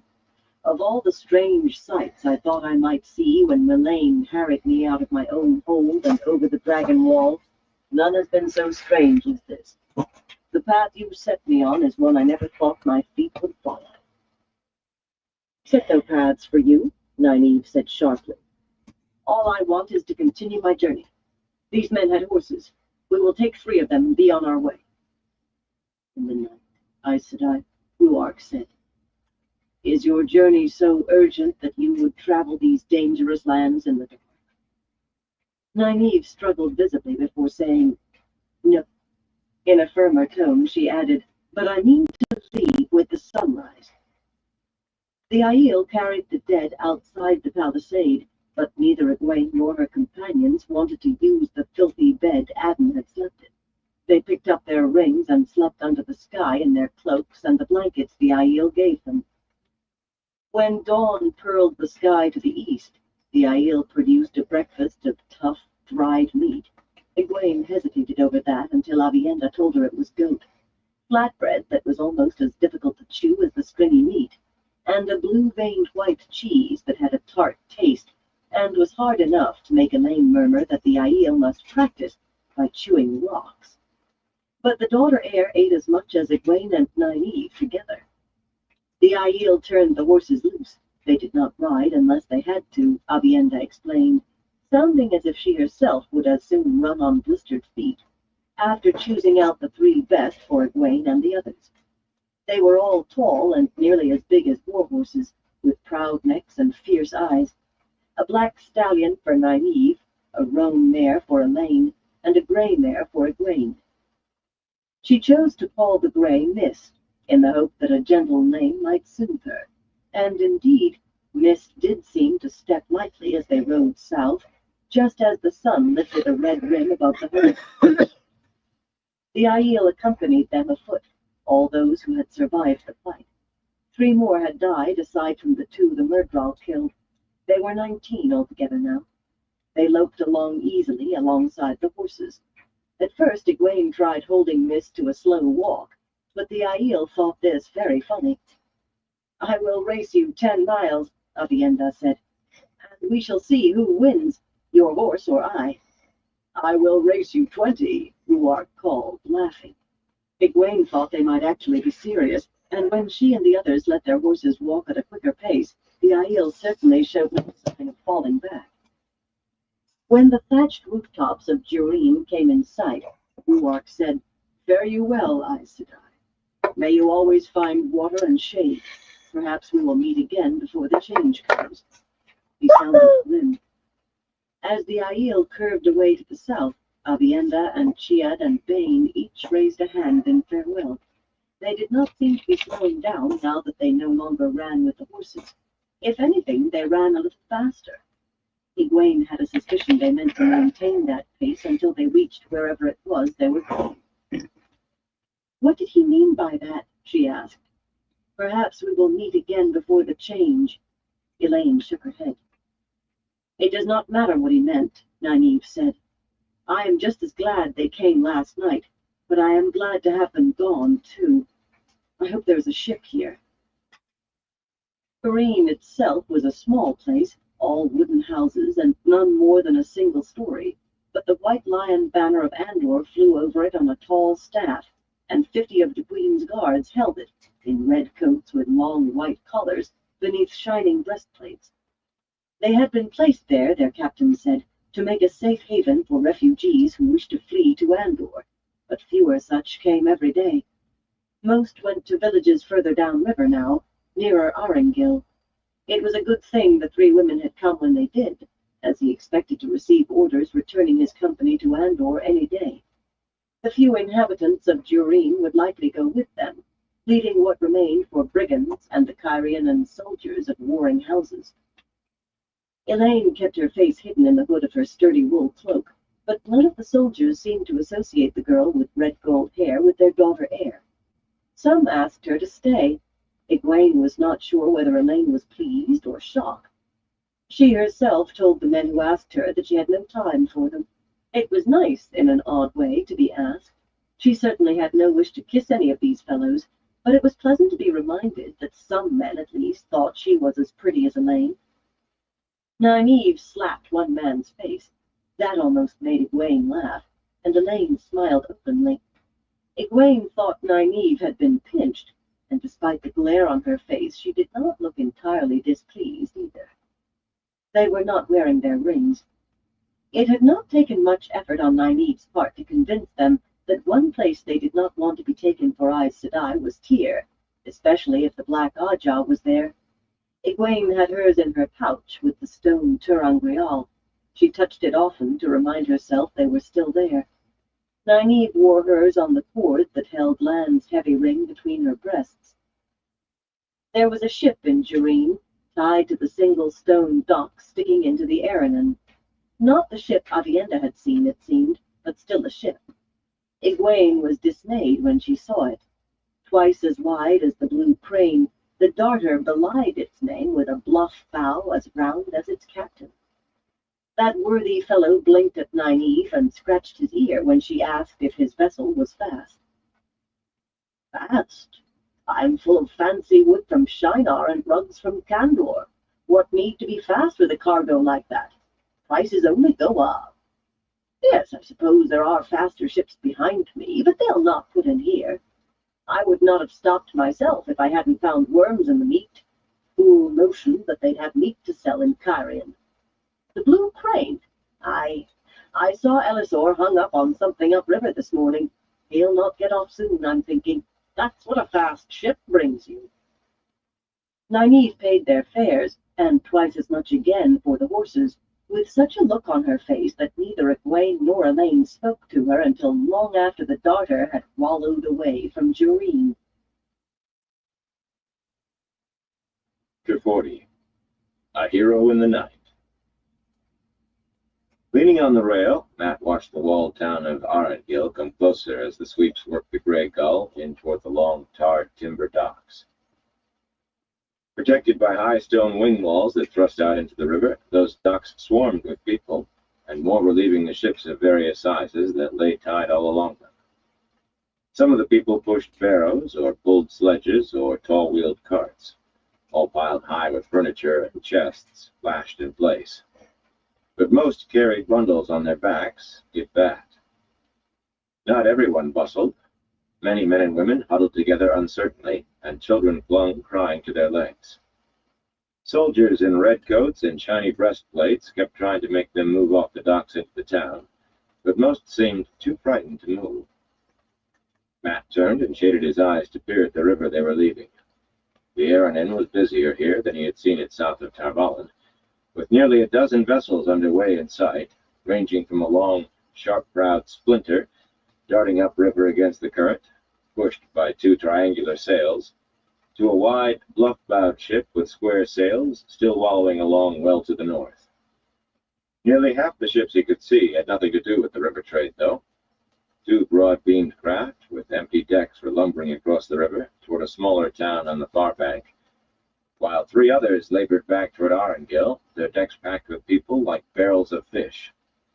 The setting sun, still its own height above the horizon, shadowed a banner flying over that other town.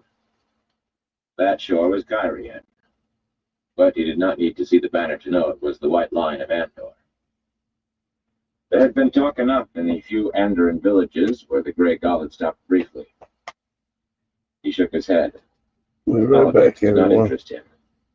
As long as they don't try telling me again I'm an Anderman just because of some map. Grin might even try to make me fight in that bloody army if this Aryan business spreads. Following orders. Light. With a shiver, he turned back to Arendelle. Barefoot men on the Grey Gull were readying ropes to toss to others in the docks. Captain Malia was eyeing him from back by the tiller. The fellow had never given up his efforts to ingratiate himself with them, his attempts to learn what their important mission was. Matt had finally shown him the sealed letter and told him that he was carrying it for the daughter heir to the Queen. A personal message from a daughter to her mother, no more. Malia had only seemed to hear the words, Queen Morghese. Matt grinned to himself. A deep coat pocket held two purses, fatter than when he had boarded the vessel. He had enough loose coin to more than fill another two. His luck had not been quite so good as on that first strange night when the dice and everything else had seemed to go crazy, but still it was good enough. After the third night, Malia had given up trying to show his friendliness by gambling, but his money chest was already lighter by then. It would be lighter still after Arngil. Malia had need to restock his food. Matt glanced at the people milling on the docks. If he could here, at any price. The grin faded as his thoughts went back to the letter. A little work with a hot knife blade and the golden lily seal had been lifted. He had found nothing. Elaine was studying hard and making progress and eager to learn. She was a dutiful daughter, and the Amelin seat had punished her for running away and told her never to speak of it again. So her mother would understand why she could not say more. She said she had been raised to be accepted, and was that not wonderful so soon? And she was being trusted with greater duties now, and would have to leave Tar Valon for just a short time on the service of the Amelin herself. Her mother was not to worry. It was all very well for her to tell Morghese not to worry. It was him she had landed in the soup kettle. This silly letter had to be the reason those men had come after him. But even Tom had been able to make nothing of it, though he muttered about ciphers and codes and the game of houses. I had the letter safe in the lining of his coat now, its seal replaced, and he was willing to bet no one would ever know. If someone wanted it badly enough to kill him for it, they might try again. I told you I'd deliver it, Nynaeve, and I bloody will, no matter who tries to stop me. Even so, he would have words to say the next time he saw those three irritating women. If I ever do. I had never thought of that. Words he did not think they would enjoy hearing. As the crewmen hurled their lines onto the dock, Tom came on deck, his instrument cases on his back and his bundle in one hand.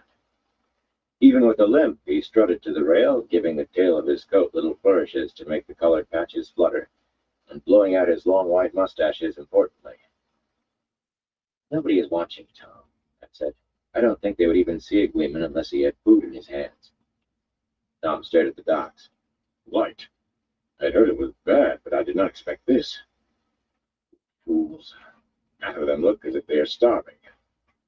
It may cost us one of your purses for a room tonight, and the other for a meal, if you intend to keep on the way you've been going. Nearly made me ill to watch you. You try eating that way, where those people down there can see you, and you may have your brains battered out. Matt only smiled at it. Malia came stumping down the deck, tugging the point of his beard as the Grey Gull was warped into her berth.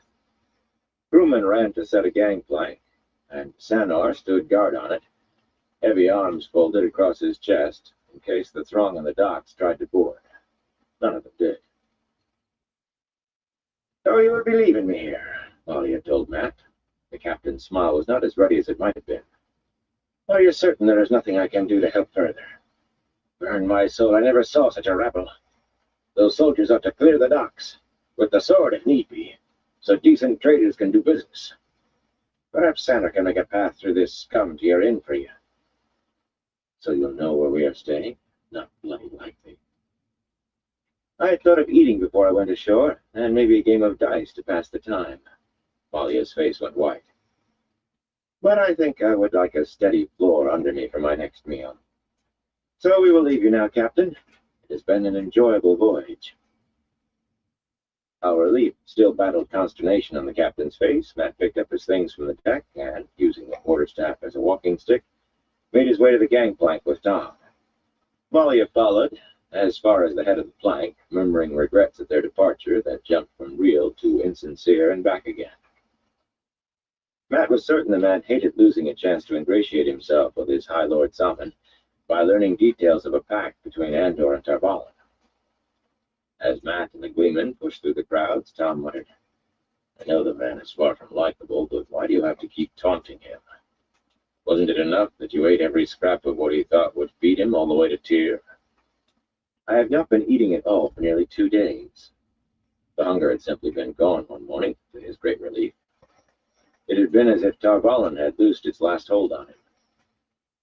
I'd been throwing most of it over the side, and a hard job of it was making sure nobody saw.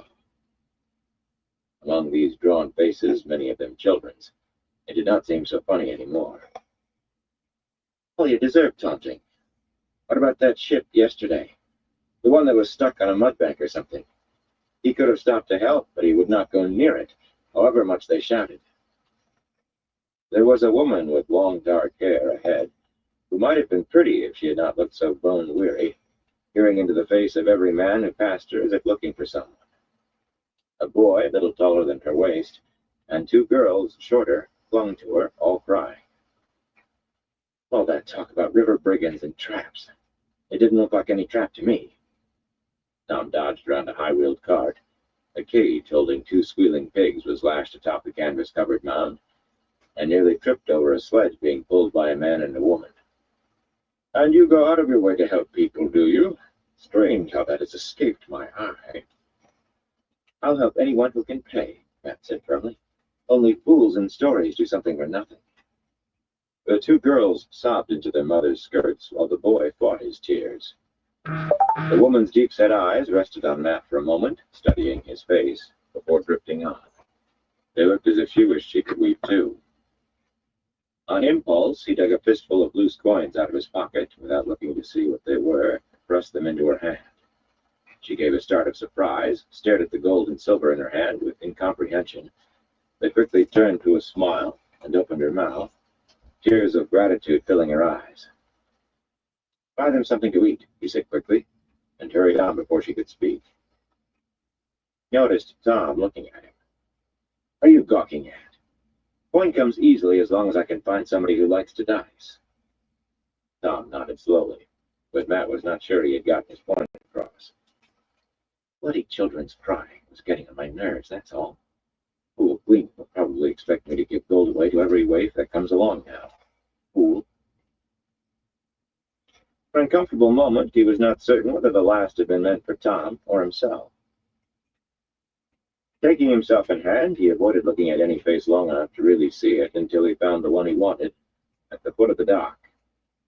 The helmetless soldier in red coat and breastplate, urging people into the town, had the grizzled look of a squadman, an experienced leader of 10 or so. Squinting into the setting sun, he reminded Matt of Uno, though he had both eyes. He looked almost as tired as the people he was chivying. Move along, he was shouting in a hoarse voice. You can't bloody stay here. Move along. Into the town with you. Matt stationed himself squarely in front of the soldier and put on a smile. Your pardon, Captain, but can you tell me where I might find a decent inn and a stable with good horses to sell? We have a long way to go come morning. The soldier eyed him up and down, examined Tom and his Gleeman's cloak, then shifted back to Matt. Captain, is it? Well, boy, you'll have the Dark One's own luck if you find a stable to sleep in. Most of this lot are sleeping under hedges. And if you find a horse that hasn't been slaughtered for cooking, you'll likely have to fight the man who owns it to make him sell. Eating horse, Tom muttered disgustedly. Has it really become that bad on this side of the river? Isn't the Queen sending food? It's bad, Gleeman. The soldier looked as if he wanted to spit. They're crossing over faster than the mills can grind flour or wagons carry foodstuffs from the farms. Well, it will not last much longer. The order has come down. Tomorrow we stop letting anyone across, and if they try, we send them back. He scowled at the people milling on the dock as if it were all their fault, then brought the same hard look to bear on Matt. Taking up space, traveler, move along. His voice rose to a shout again, directed at everyone within hearing. Move along! You cannot bloody stay here! Move along! Matt and Tom joined the thin stream of people, carts, and sledges flowing toward the gates in the town wall and into Arendelle. Main streets were paved with flat gray stones, but they were crowded with so many people that it was difficult to see the stones under your own boots. Most appeared to be moving aimlessly, with nowhere to go, and those who had given up squatted dejectedly along the sides of the street, the lucky ones with bundled belongings in front of them, or some cherished possession clutched in their arms. Matt saw 3 men holding clocks, and a dozen or more with silver goblets or platters. The women held children to their breasts mainly. A babble filled the air, a low, wordless hum of worry. He pushed through the crowd with a frown on his face, searching for the sign that would mark an inn. The buildings were every sort, wood and brick and stone, all cheek by jowl, with roofs of tile or slate or thatch. It does not sound like Morghese, Tom said after a time, half to himself. His bushy eyebrows were pulled down like a white arrow pointing to his nose. What does not sound like her?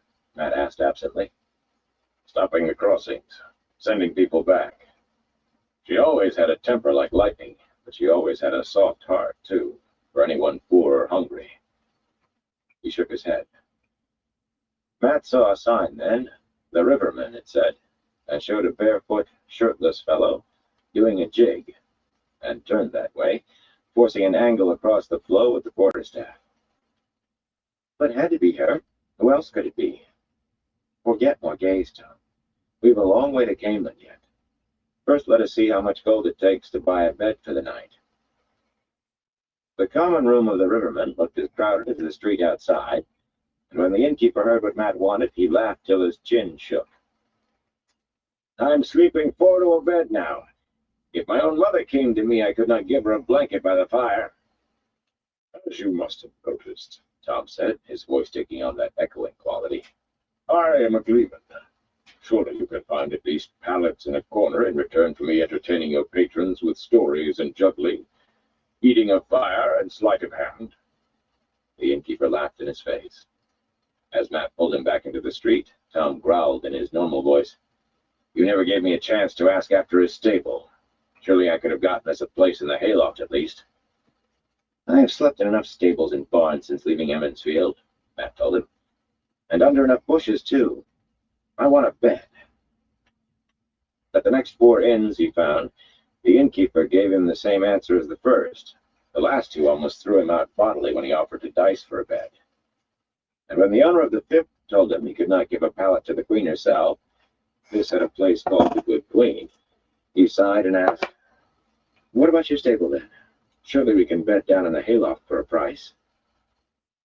My stable is for horses, the round-faced man said. Not that many are left in the city. He had been polishing a silver cup. Now he opened one door of a shallow cupboard, standing on top of a deep drawered chest, and placed it inside with others. None of them matched. A tooled leather dice cup sat atop the chest, just beyond the arc of the cupboard's doors. I do not put people in there to frighten the horses and perhaps make off with them. Those who pay me for stabling their animals want them well tended. And I've 2 of my own in there besides. There are no beds in my stable for you. Matt eyed the dice cup thoughtfully. He pulled a gold Anderin crown out of his pocket and set it atop the chest. The next coin was a silver Tarvalin mark, then a gold one, and a gold Tyran crown. The innkeeper licked the coins and licked his plump lips. Matt added 2 silver Ilianer marks and another gold Anderin crown, and looked at the round-faced man. The innkeeper hesitated. Matt reached for the coins. The innkeeper's hand reached them first. Perhaps just the 2 of you would not disturb the horses too greatly. Matt smiled at him. Speaking of horses, what price for those 2 of yours? With saddles and bridles, of course. I will not sell my horses, the man said, clutching the coins to his chest. Matt picked up the dice cup and rattled it. Twice as much again against the horses, saddles, and bridles. He shook his coat pocket to make the loose coins rattle too, to show he had more to cover the wager. I won toss against the best of your 2. He almost laughed as greed lit the innkeeper's entire face.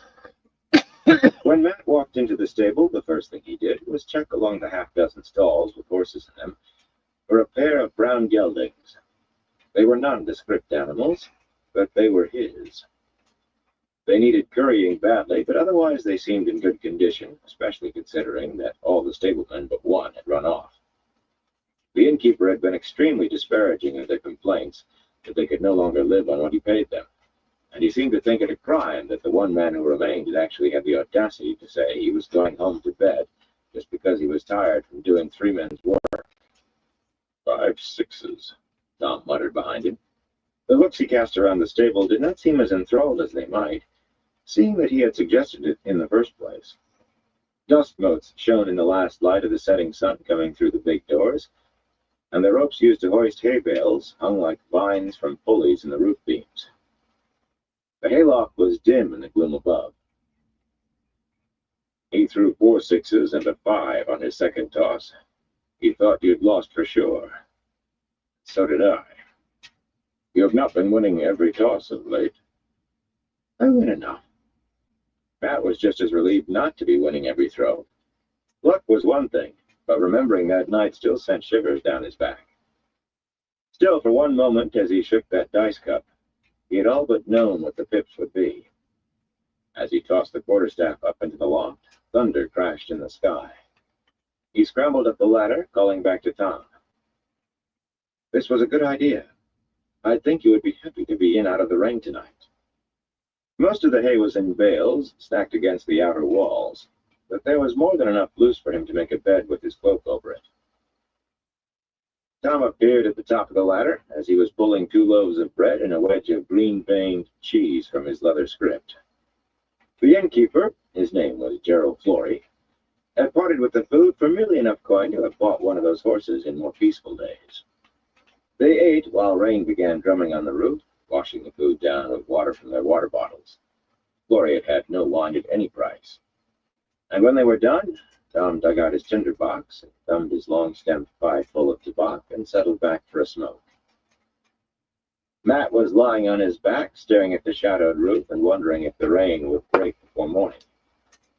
He wanted that letter out of his hands as quickly as possible when he heard an axle creak into the stable. Rolling to the edge of the loft, he peered down. There was enough dust left for him to see. A slender woman was straightening from the shafts of the high-wheeled cart she had just dragged in out of the rain, pulling off her cloak and muttering to herself as she shook the wet from it. Her hair was plaited in a multitude of small braids, and her silk dress, he thought it was a pale green, was elaborately embroidered across her breasts. The dress had been fine once, but now it was tattered and stained. She knuckled her back, still talking to herself in a low voice, and hurried to the stable doors to peer out into the rain.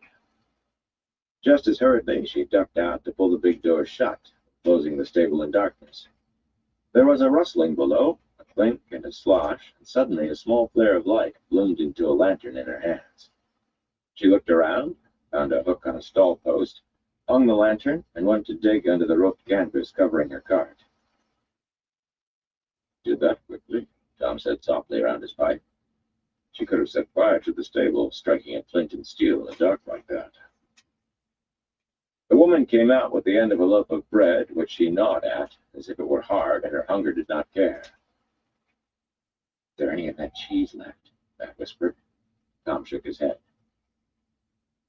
The woman began sniffing at the air. Matt realized she probably smelled Tom's tobacco smoke.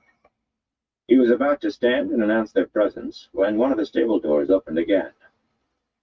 The woman crouched, ready to run, as 4 men walked in out of the rain, doffing their wet cloaks to reveal pale coats with wide sleeves and embroidery across the chest, and baggy breeches embroidered down the legs.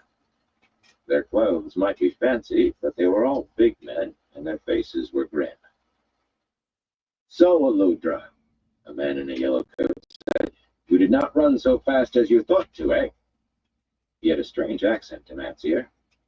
"Tammuz," the woman said, as if it were a curse.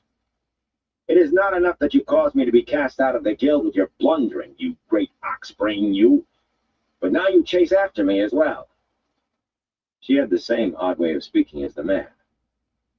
"Do you think I am glad to see you?" One called Tammuz laughed.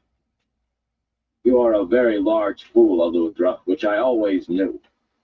Had you merely gone away, you could have lived a long life in some quiet place. But you could not forget the secrets in your head, eh?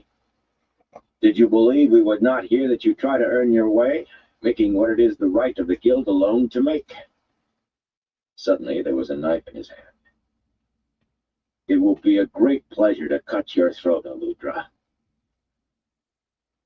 Pat was not even aware that he had stood up until one of the doubled ropes dangling from the ceiling was in his hands, and he had launched himself out of the loft. Burn me for a bloody fool. He only had time for that one frantic thought, and then he was plowing through the cloaked men, sending them toppling like pins in a game of bowls.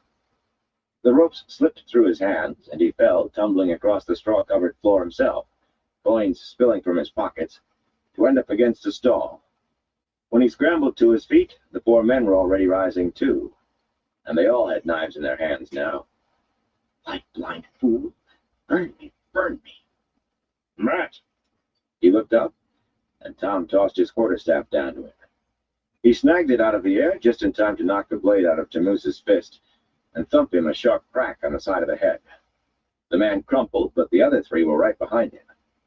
And for a hectic moment, Matt had all he could do with a whirling staff to keep knife blades away from him, wrapping knees and ankles and ribs until he could land a good blow on a head. When the last man fell, he stared at them a moment, then raised his glare to the woman. "We'll have to choose this stable to be murdered in." She slipped a slim-bladed dagger back into a sheath at her belt. "I would have helped you, but I feared that you might mistake me for one of these great buffoons if I came near with steel in my hand. And I chose this stable because the rain is wet, and so am I, and no one was watching this place." She was older than he had thought, at least 10 or 15 years older than he, but pretty still, with large, dark eyes and a small, full mouth that seemed on the point of a pout, or getting ready for a kiss. He gave a small laugh and leaned on his staff. "Well, what is done is done. I suppose you were not trying to bring us trouble." Tom was climbing down from the loft, awkwardly because of his leg, and Eludra looked from him to Matt. The Gleeman had put his cloak back on. He seldom let anyone see him without it, especially for the first time. "This is like a story," she said. "I am rescued by a Gleeman and a young hero."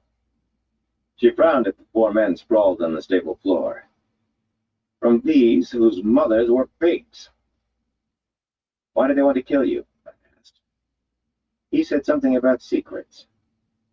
"The secrets," Tom said, in very nearly his performing voice, "of making fireworks, unless I miss my guess. You are an illuminator, are you not?"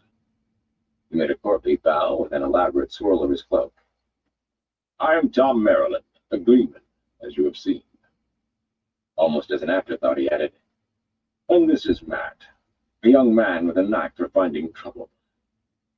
"I was an illuminator," Eludra said stiffly, "but this great pig Tammuz, he ruined a performance for the king of Cairhien, and nearly he destroyed the chapter house too. But me, I was mistress of the chapter house, so it was me that the guild held responsible." Her voice became defensive. "I do not tell the secrets of the guild, no matter what that Tammuz says, but I will not let myself starve while I can make fireworks. I am no more in the guild, so the laws of the guild, they do not apply to me now." "Uldrian," Tom said, sounding almost as wooden as she had. "Well, he is a dead king now. He'll see no more fireworks." "The guild," she said, sounding tired. "They all but blame me for this war in Cairhien, as if that one night of disaster had made Goldrian die." Tom grimaced. "It seems I can no longer remain here," she went on. "Tammuz and these other oxen, they will wake soon. Perhaps this time they will tell the soldiers that I stole what I have made." She eyed Tom and then Matt, frowning in thought, and seemed to reach a decision. "I must reward you, but I have no money. However, I have something that is perhaps as good as gold, maybe better. We shall see what you think." Matt exchanged glances with Tom as she went to root under the canvas covering her cart. "I'll help anyone who can pay." He thought a speculative light had appeared in Tom's blue eyes. Eludra separated one bundle from a number like it, a short roll of heavy oiled cloth, almost as fat as her arms would go around. Setting it down on the straw, she undid the binding cords and unrolled the cloth across the floor. 4 rows of pockets ran along the length of it, the pockets in each row larger than those in the one before. Each pocket held a wax-coated cylinder of paper just large enough for its end, trailing a dark cord to stick out. Fireworks, Tom said. I knew it. Udra, you must not do this. You can sell those for enough to live 10 days or more at a good inn, and eat well every day. Well, anywhere but here in Arengil. Kneeling beside the long strip of oiled cloth, she sniffed at him. Be quiet, you old one, you. She made it sound not kindly. I am not allowed to show gratitude. You think I would give you this if I had no more for selling? Attend me closely. Matt squatted beside her, fascinated. He had seen fireworks twice in his life. Peddlers had brought them to Emmonsfield at great expense to the village council. When he was 10, he had tried to cut one open to see what was inside, and had caused an uproar. Ranulph Vere, the mayor, had cuffed him. Dorrell Barron, who had been the wisdom then, had switched him, and his father had strapped him when he got home. Nobody in the village would talk to him for a month, except for Rand and Perrin, and they mostly told him what a fool he had been. He reached out to touch one of the cylinders. Eludra slapped his hand away. Attend me first, I say. These smallest, they will make a loud bang.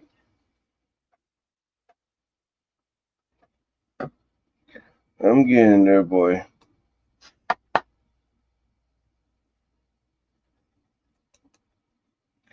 All right, everyone. I'm gonna call into this live for tonight.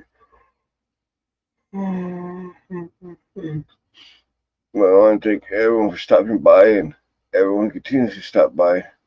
I appreciate all y'all's support. Until next time, everyone, y'all stay safe.